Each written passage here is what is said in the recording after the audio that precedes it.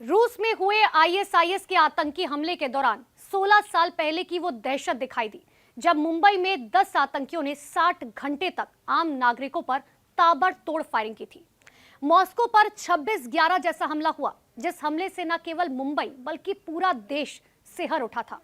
इस हमले में 10 पाकिस्तानी आतंकियों ने शहर पर गोलियों की बरसात कर दी थी।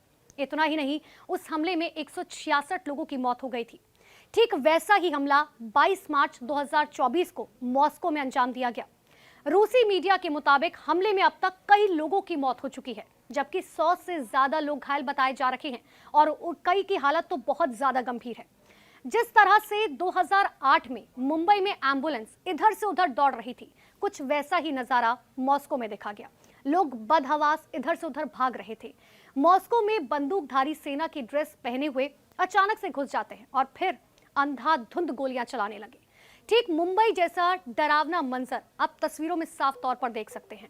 बंदूकधारी हमलावर जिधर भी लोगों को देखते हैं वो तुरंत गोलियां चलाकर उन्हें मार देते हैं। फिर क्या था, आतंकियों से बचने के लिए लोग इधर उधर भागने लग जाते हैं। मरने वालों में बच्चे, बूढ़े, महिलाएं सभी शामिल हैं।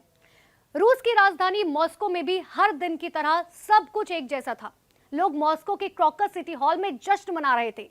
संगीत की धुन में खोए लोगों को अचानक से म्यूजिक से हटकर एक अलग आवाज सुनाई दी और वो थी गोलियों की तड़तड़ाहट। फिर क्या था, जिस क्रॉकस सिटी हॉल में सब लोग जश्न मना रहे थे, उसी क्रॉकस सिटी हॉल में गोलियों की आवाज सुनते ही वहां पर अफरा तफरी मच गई। आतंकियों ने हॉल में घुसते ही लगातार ताबड़तोड़ अंधाधुंध बिना देखे हुए फायरिंग शुरू कर दी, जिसके बाद से हॉल में भगदड़ मच गई। आपको तस्वीरें भी हम दिखा रहे हैं। तस्वीरों में साफ तौर पर आप देख सकते हैं, कोई बचकर इधर भागने की कोशिश कर रहा है तो कोई कुर्सियों के नीचे छिपने की कोशिश कर रहा है।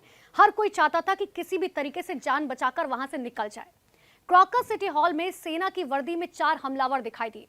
पहला आतंकी सबसे आगे कोने में खड़े लोगों पर ताबड़तोड़ गोलियां बरसाता है। फिर क्या, इसके पीछे 2 और आतंकवादी लोगों पर बिना रुके बिना देखे गोलियां बरसा देते हैं। तभी पीछे से एक और आतंकवादी, जो तस्वीर आप शायद देख नहीं पाएंगे, मासूमों पर गोलियां बरसाता है और गोलियां बरसाते हुए हॉल के दूसरी तरफ चला जाता है। यह कोशिश आतंकवादियों की कि कोई भी वहां पर बच ना पाए, लेकिन दूसरी तरफ जाने से पहले आतंकी बंदूक की खत्म हुई मैगजीन को एक बार फिर से भरता है और फिर से ताबड़तोड़ वहां पर गोलियां बरसाना शुरू कर देता है। इस हमले में अब तक हालांकि कई लोगों की मौत हो चुकी है, जिसकी जिम्मेदारी आईएसआईएस के ने ली है।